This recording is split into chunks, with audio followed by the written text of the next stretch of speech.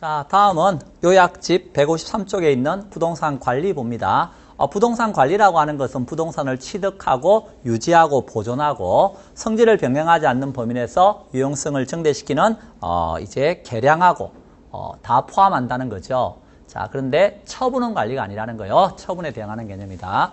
자, 그때 개량이라고 하는 것은 법적, 기능적, 경제적 측면에 하자가 있다. 그러면 그것을 제거해서 유용성을 극대화하고자 하는 행위가 개량입니다. 자, 관리가 왜 필요하냐 하면 도시화되고 건축기술이 발달하고 부재 소유자가 많아지고 이러면서 전문적인 관리가 필요하게 되었고요. 자, 관리의 영역에는 시설관리, 자산관리, 기업관리 이런 식으로 나눌 수 있는데요. 시설관리라고 하는 건 말 그대로 시설물을 관리하는 소극적 관리고요. 자산관리라고 하는 것은 기업의 부를 극대화하고자 하는 적극적 관리입니다. 그럼 기업의 부가 극대화되려면 부동산의 가치를 증진시키는 다양한 방법들을 모색해야 되겠죠. 자, 그와 관련해서 거기에 나오는 포트폴리오 관리라든가 어떤 부동산으로 투자 대상으로 해둘 것인가, 또 재개발이나 재건축 또는 리모델링에 대한 의사결정과 관련되어 있는 것들, 자, 그리고 어떤 부동산을 매입하고 매각할 것인가 관련되어 있는 의사결정들, 그리고 프로젝트 파이낸싱, PF를 활용하는 것들, 자, 이런 것들이 다 어디에 속해 있다? 자산관리에 속해 있다. 그리고 리스크 관리 이런 것도 역시 자산관리에 속해 있다는 거 한번 봐두시고, 기업관리는 독립적인 부동산 회사의 부동산 관리라든가 경영다각화 차원에서 자회사가 관리하거나 이런 것들입니다. 자, 관리의 내용입니다. 부동산 관리는 법률적, 경제적, 기술적인 측면의 관리를 하는 겁니다. 법률적 관리는 말 그대로죠. 행정적, 법적인 측면에서 부동산을 관리하는 것이고요. 기술적 관리는 대상 부동산에 대한 물리적, 기능적인 측면에 하자가 있다. 그럼 그걸 제거하거나 예방하는 관리가 되겠습니다. 경제적 관리는요, 순수익이 함정으로 산출될 수 있도록 하는 관리, 그게 경제적 관리입니다. 자, 그와 관련해서 좀 더 구체적으로 154쪽에 기술적, 경제적, 법률적 관리에 대해 쓰고 있는데요. 우리가 흔히 협의회 관리 그러면 기술적 관리를 말한다는 거 봐두시고, 그 다음에 법률적 관리의 다른 말은 보존 관리라고도 합니다. 권리를 보존한다는 뜻이 되겠죠. 그러면 건물과 관련해서 기술적 관리, 위생관리, 설비관리, 보안관리, 보전관리가 있는데요. 방범이나 방제에 대해서 대책을 세워두는 것, 예를 들어서 화재 보험에 가입해두는 것, 이런 것들도 보안관리 소속이다 하는 거 한번 봐두시고요. 토지와 관련해서는 경계를 청량하고 사도화되는 걸 방지하기 위해서 철조망을 쳐둔다든가 옹벽이나 배수세를 설치한다든가 이런 게 기술적 관리, 눈에 보이는 유형적인 측면입니다. 자, 경제적 관리는요, 건물이다 그러면 손익분기점을 파악하고 회계관리, 수지관리, 수익과 지출에 대한 관리겠죠. 그리고 사람을 고용하거나 배치하는 인력관리는 경제적 관리입니다. 사람을 고용하거나 배치하면 돈 들어가겠죠. 그래서 경제적 관리에 속한다는 걸 잘 봐두시고요. 토지다 그러면 놀리지 말고 모델하우스로 이용하게끔 하든 공사장, 가건물로 이용하게끔 하든 뭐 테니스 코트장으로 쓰든 수화물 적치장으로 쓰든 좌우지간 수익이 나올 수 있도록 해봐라 하는 것이고요. 법률적인 측면의 관리는 각종 이제 계약 관리 이런 건 다 법률적 관리라는 걸 거기서 봐두세요. 임대차 계약, 시설물 이용 계약 이런 것들, 권리 이런 말 나오면 다 법률적 관리입니다. 자, 그래서 토지 도난에 대한 대책은 토지 들고 도망가는 게 아니고요. 소유권의 편취를 말합니다. 그래서 권리적인 면이니까 법률적 관리라는 거 보시고요.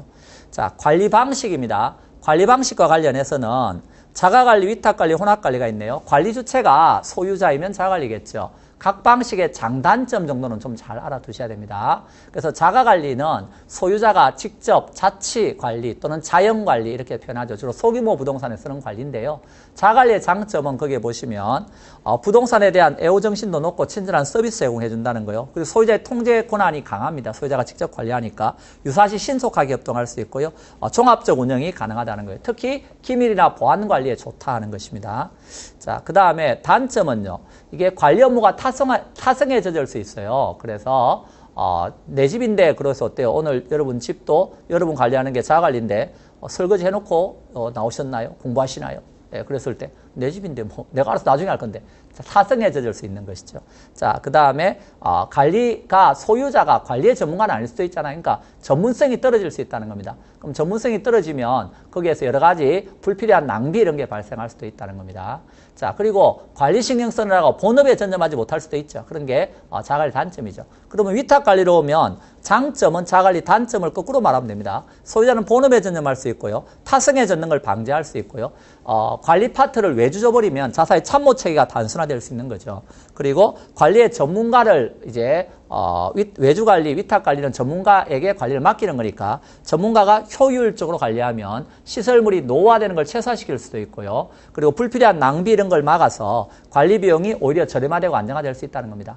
뭐 단점은 우리나라 같은 경우 신뢰할 수 있는 업자가 부족한 경우가 많고요. 기밀이나 보안이 안 좋다는 거, 그리고 종합적 관리가 용이하지 않다는 게 단점입니다. 혼합 관리는 두 가지 방식, 위에 있는 자가 위탁 방식의 장점을 채택하기 위해서 채용한 것이죠.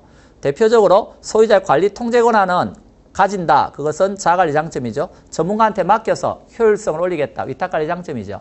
자, 근데 문제는 운영이 잘못되면 두 가지 방식의 단점만 나타난다는 게 단점이 될 수 있다. 또 책임 소재가 불분명하고요. 전문업자를 충분히 활용할 수 없다. 전문업자를 충분히 활용하는 거는 위탁관리니까 그렇죠. 자, 그리고 관리자가 하는 뭐가 있다? 업무 영역이 있습니다. 자, 그래서 관리자의 업무 영역과 관련해서 부동산 관리 활동에는 어떤 게 있나 하는 것도 좀 알아둘 필요가 있는데요. 자, 이 부동산 관리 활동이다 그랬을 때 관리자의 업무 영역 뭐 이렇게 하셔도 되는데, 관리자들은 어떤 활동을 하는가 하는 것이죠. 자, 그와 관련해서 당연히 어때요? 임대료를 수집하기도 하고요.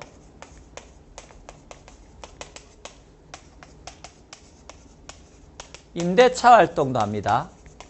자, 그리고 유지관리 활동도 합니다. 자, 그리고 예산을 편성하기도 하고요. 자, 보험에 가입하기도 합니다. 각종 보고서를 작성해서 제출하기도 합니다. 자, 그래서 이런 활동들이 다 관리자의 업무 영역에 속하는 것들입니다.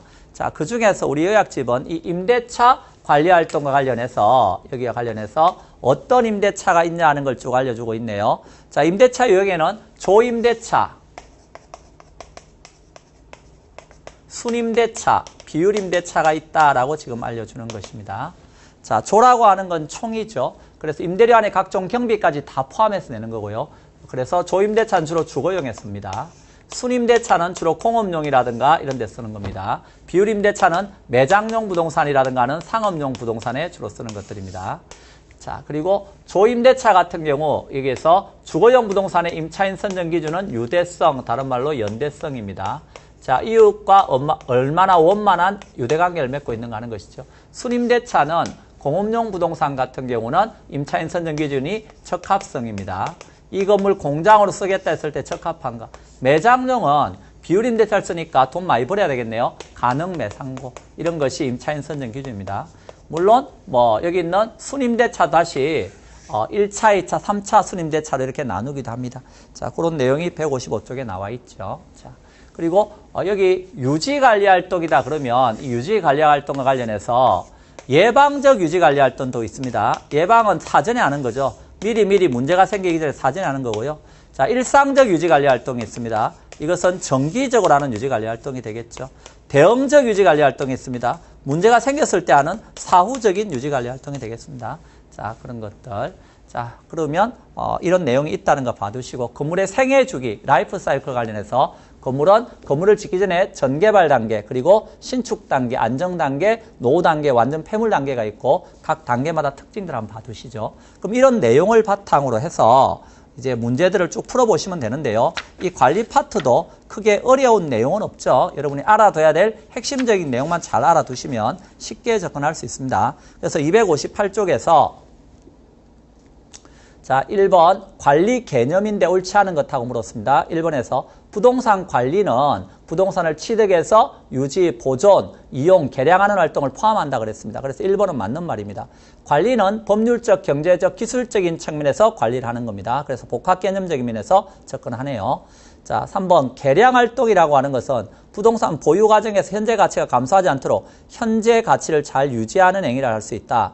자, 아까 이거 유지하는 거는 보존 활동을 말하는 것이고요. 개량이라고 하는 게 뭐였어요? 법률적, 물리적, 경제적 측면에 하자가 있다. 그러면 그걸 제거하고, 그래서 유용성을 극대화시키는 행위가 개량이었죠. 그래서 개량의 개념을 물어봤네요.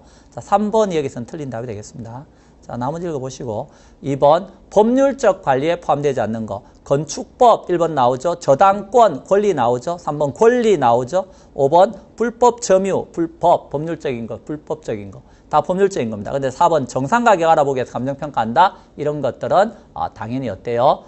이건 경제적인 측면의 관리가 되겠습니다. 자, 3번 기술적 관리에 대한 설명인데 틀린 거. 자, 부동산의 유지, 보수, 개량을 통해서 내용연수 연장하는 행위다. 토지의 기술적 관리에는 아까 경계를 표시해서 청량하거나 옹벽을 설치하고 사도화되는 걸 방지하고 이런 게 다 기술적 관리 맞습니다. 자, 보전 관리는 방법 및 방제 관리를 말한다. 방범이나 방제와 관련되어 있는 것은 보안 관리입니다. 보전은 현상을 유지하는 관리죠. 그래서 이건 보안 관리라 그래야 됩니다. 자, 그래서 방범과 방제와 관련되어 있는 거는 보전이 아니고 뭐죠? 보안 관리다. 이렇게 알아두시고요. 자, 4번 기술적 관리에는 위생 관리, 설비 관리, 보전 관리, 보안 관리 이런 게 있습니다. 건물을 증축하고 개축하는 계획을 세웠다. 자, 이런 것들도 기술적 관리에 포함되는 겁니다. 자, 여기에서는 부적합한 건 3번으로 보셔야 되고요. 자, 4번 부동산 관리에 관한 설명인데요. 자, 틀린 거 하고 물었습니다. 위탁 관리의 장점은 경영 합리화로 관리 비용을 저렴하게 할 수 있다. 전문가한테 맡기면 어때요? 이런 전문가가 효율적인 관리를 통해서 관리비가 오히려 저렴화를 될 수 있다. 맞는 말입니다. 자, 신탁 관리에서 신탁이 뭐예요? 믿을 신, 맡길 탁이잖아요. 믿고 탁 맡겼으면요. 거기에 대해서 책임도 져야 되겠죠. 그래서 관리 소홀에 대한 대인 및 대물 사고에 대한 책임도 신탁회사가 지는 겁니다. 위탁 관리의 경우는 회계 업무까지 관리업자가 수행한다. 위탁은 법률적, 경제적, 기술적인 걸 다 맡기는 게 위탁입니다. 자, 따라서 회계 이와 관련된 경제적 관리도 관리업자가 수행하게 되는 거 맞습니다. 자, 직원을 채용하거나 관리부서를 두는 경우는 자가관리를 볼 수 없다. 이게 틀렸는데 관리 주체가 소유자냐 아니면 전문적인 관리회사냐에 따라서 자가와 위탁이 나눠주는 거지 사람을 고용하고 안 하고 이거하고는 아무 관계가 없습니다. 자, 그래서 4번은 틀린 말이 되겠습니다. 자, 5번 대상 부동산에 대한 아까 예산 이런 것도 편성할 때 관리자하고 소유자가 공동으로 작성하는 게 원칙입니다.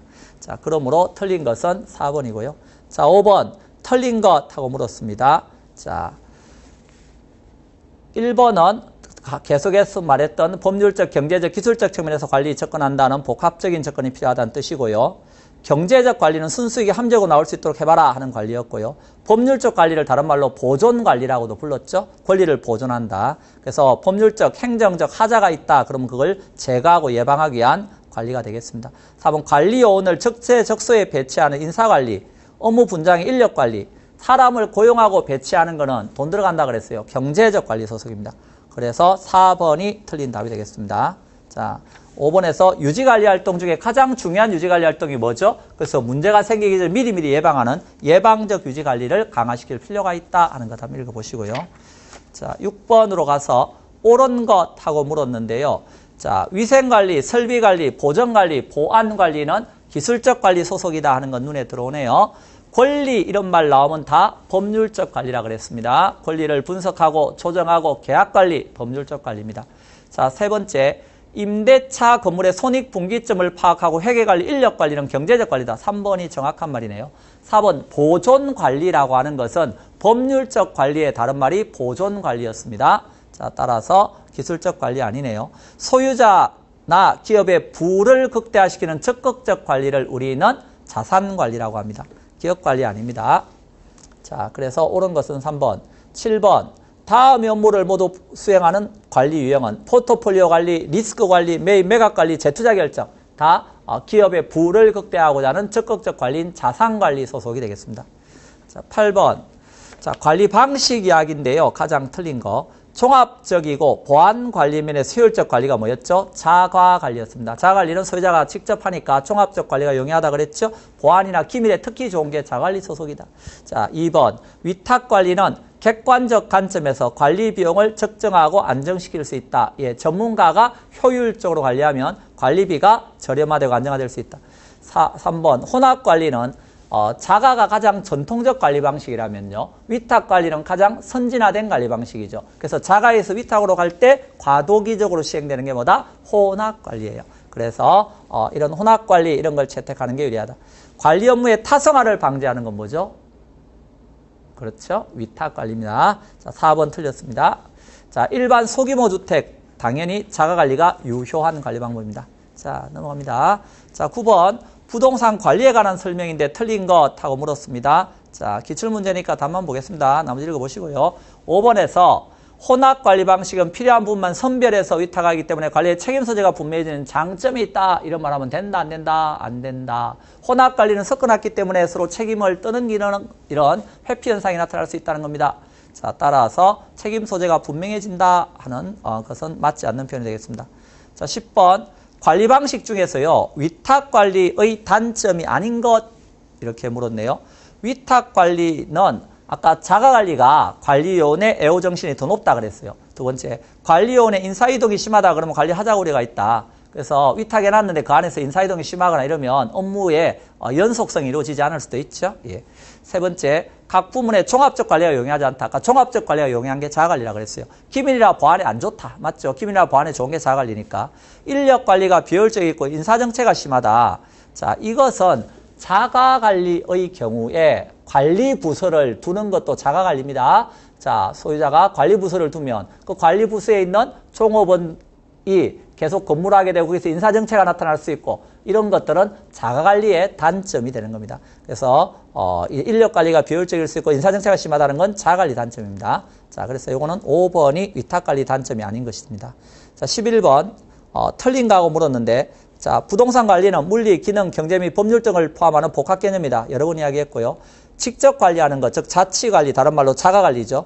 관리 업무의 타성화를 방지할 수 있고 인건비의 절감 효과가 있다. 이건 틀린 편이죠. 관리 업무의 타성화가 방지된다. 이런 말이 나오면 전문가한테 맡기는 위탁관리가 딱 떠올라야 됩니다. 자, 그 다음에 간접관리, 즉 위탁관리는 전문가를 활용하니까 전문성과 합리성을 재고 올릴 수 있다는 말은 맞죠. 그렇지만 기밀 유지는 아무래도 자가관리보다 안 좋다 하는 겁니다. 혼합관리는 섞어놨죠. 그래서 직접 관리와 간접 관리를 병용하는 관리 방식인데요. 관리 업무에 전부를 위탁하지는 않고 필요한 부분만 위탁하겠다. 자, 맞는 말입니다.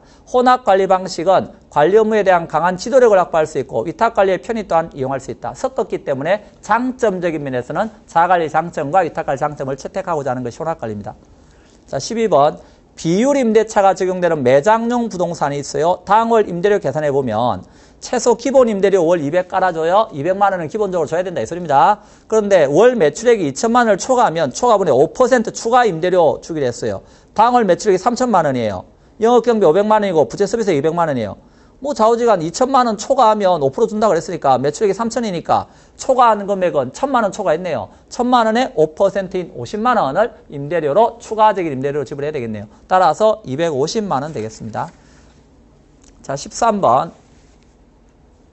자, 부동산 관리에 대한 설명인데 잘못된 건 몇 개인가? 자, 기억번. 부동산 관리란 부동산을 유지하고 보존하고 그 성질을 변경하지 않는 범위 내에서 이용하고 개량하는 활동을 포함한다 그랬죠? 처분에 대응하는 개념이다. 맞는 말 되겠습니다. 자, 니은번. 부동산의 물리적, 경제적, 법률적 하자를 제거해서 유용성을 극대화하는 활동을 우리는 개량 활동이라고 아까 설명을 했네요. 자, 디귿번.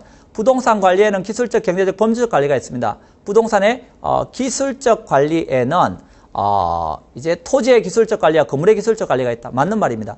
건물의 기술적 관리는 위생관리, 설비관리, 보안관리, 보전관리가 포함된다.